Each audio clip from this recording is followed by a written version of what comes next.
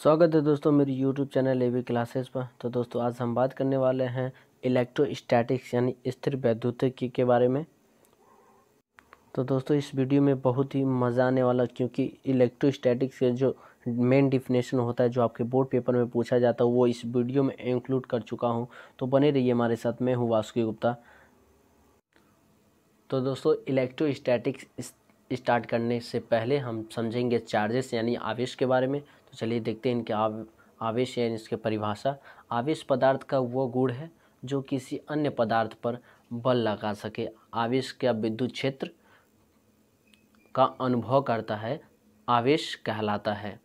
तो दोस्तों कहने का मतलब क्या है, सरल भाषा में बता दें आपको कि महसूस यानी आवेश क्या कर रहा है, महसूस कर रहा है। यदि मान लीजिए आप आग के सामने आप हाथ लगाते हैं तो आपका हाथ जलता है, तो आपको महसूस होता है कि हाथ जल रहा है। आप करंट को छूते हैं तो करंट मारता है तो महसूस होता है आपको कि हाँ करंट मार रहा है। ठीक उसी प्रकार आवेश जो है वो एक क्षेत्र में जाता है जिसे अनुभव होता है, तो इसे चार्जेस कहते हैं। तो चलिए देखते हैं आगे।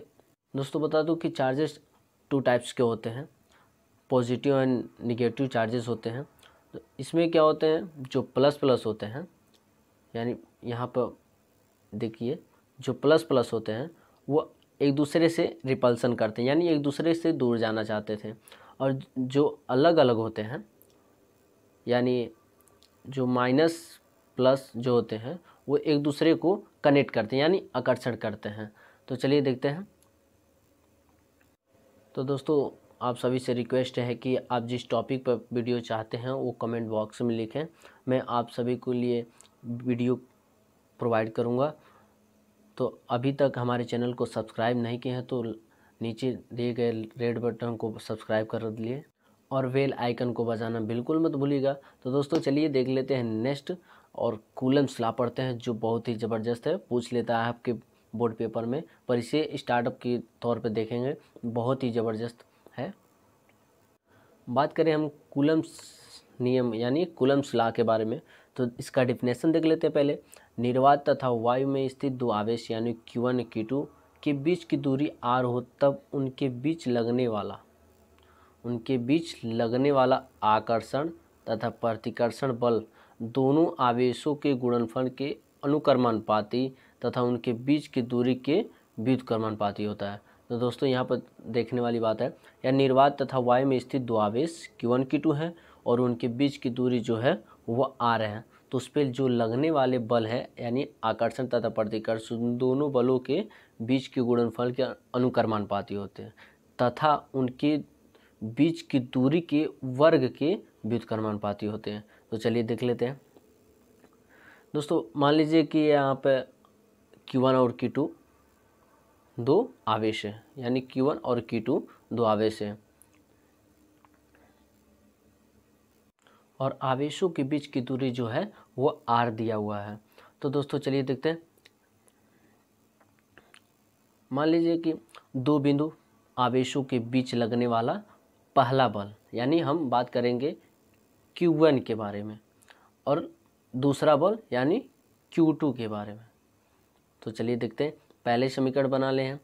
जो F प्रोपोर्शनल होगा वो Q1 और Q2 को होगा, क्योंकि हमारे पास दो आवेश है और फोर्स क्या सीधा इम्प्लाई कर रहा है आवेश पर। तो इससे हम क्या, और परिभाषा में हमने पढ़ा है निर्वात तथा वायु में स्थित दो आवेश, यहाँ पर आप देख सकते हैं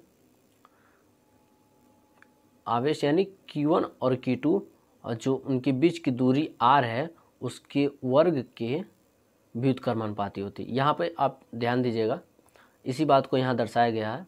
जो Q1 Q2 है आवेश F, यहाँ पर Q1 और Q2 वो फोर्स जो प्रोपोर्शनल कर रहा है उसकी दूरी के वर्ग के व्युत्क्रमानुपाती होते हैं। तो दोस्तों यहाँ पर देखिएगा, तब इन दोनों का मिलाकर जब हम कूलम्ब का नियम का सूत्र स्थापित करते हैं तब, तो दोस्तों इन दोनों इक्वेशन को जब हम एक जगह लिखते हैं तो हमारा कुछ ऐसा प्राप्त होता है।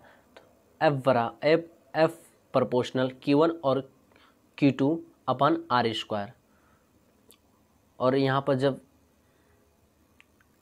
प्रोपोर्शनल हटता है तो एक नियतांक आता है यानी K। तो चलिए देखते हैं।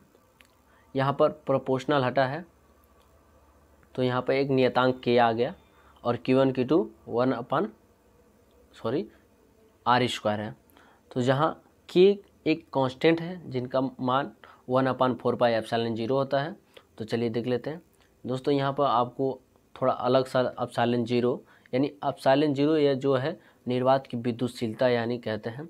यहाँ पर आप देख सकते हैं जहाँ निर्वात की विद्युतशीलता है ε0। तो दोस्तों ये भी पूछ लेता है कि ε0 का बीमा भी बताइए और उसका मात्रक यानी कूलम्स लॉ का। तो चलिए देखते हैं। और ये तो बिल्कुल ध्यान रखिएगा कि जो ε0 है वह निर्वात की विद्युतशीलता, ये बात बहुत इंपॉर्टेंट रखती है। तो आप नोट कर सकते हैं इसको।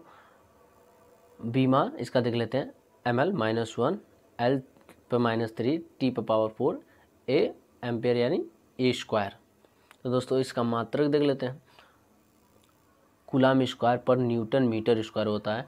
दोस्तों मात्रक याद करना बहुत ज़रूरी है। यूनिट हर किसी के लिए बहुत, या आपसे डेरिवेशन पूछे या किसी भी, तो आप मात्रक लिखना बिल्कुल मत भूलिएगा, क्योंकि इस मात्रक लिखने से भी आपको नंबर अच्छा खासा मिल जाता है। तो चलिए देखते हैं। नेक्स्ट बात करते हैं इलेक्ट्रिक फील्ड यानी विद्युत क्षेत्र में, यानी आवेश का वो क्षेत्र जिसमें कोई अन्य आवेश आकर्षण तथा प्रतिकर्षण बल का अनुभव करता है विद्युत क्षेत्र कहलाता है। दोस्तों छोटा सा परिभाषा है, आप याद कर सकते हैं। बात करते हैं इंटेंसिटी ऑफ इलेक्ट्रिक फील्ड यानी विद्युत क्षेत्र की तीव्रता। विद्युत क्षेत्र में किसी भी बिंदु पर रखे गए धन परीक्षण आवेश पर लगने वाला बल के मान को विद्युत क्षेत्र की तीव्रता कहते हैं। तो दोस्तों यहाँ पर आपको ये शब्द आपको थोड़ा सा अलग लगता हो, धन परीक्षण आवेश। तो दोस्तों यहाँ पर धन परीक्षण आवेश क्या है कि यहाँ पर जो हमने पहले अगर जो फील्ड में लेते हैं तो वो तो ये तो प्लस में हो जाता है या तो माइनस, यानी पॉजिटिव या तो नेगेटिव आवेश कह सकते हैं। पर यहाँ पर जो धन परीक्षण यानी उस पर कोई चार्ज है, वो न्यूट्रल है, तो यानी कह सकते हैं कि Q+ यानी न्यूट्रल है। तो धन परीक्षण आवेश पर आप थोड़ा मत कीजिएगा। तो चलिए देख लेते हैं। विद्युत क्षेत्र में किसी बिंदु पर रखे गए धन परीक्षण आवेश पर लगने वाला बल के मान को, यहाँ मान हो गया है, में स्पेस्टिंग है, तो आप मान को विद्युत क्षेत्र की तीव्रता कहते हैं। दोस्तों ये परिभाषा आप जरूर याद कर लीजिएगा। तो दोस्तों एक फार्मूला है जो आपको जब आगे डेरिवेशन करेंगे तो ये फार्मूला आप सबको याद होना चाहिए, E = F/Q। तो दोस्तों इस फार्मूले को याद कर लीजिएगा, जब अगली बार डेरिवेशन कराएंगे तो इस फार्मूले की ज़रूरत पड़ने वाली है। तो इलेक्ट्रोस्टैटिक्स के जो आगे डेरिवेशन हुआ अगली नेक्स्ट वीडियो में, तब तक के लिए जय हिंद जय भारत।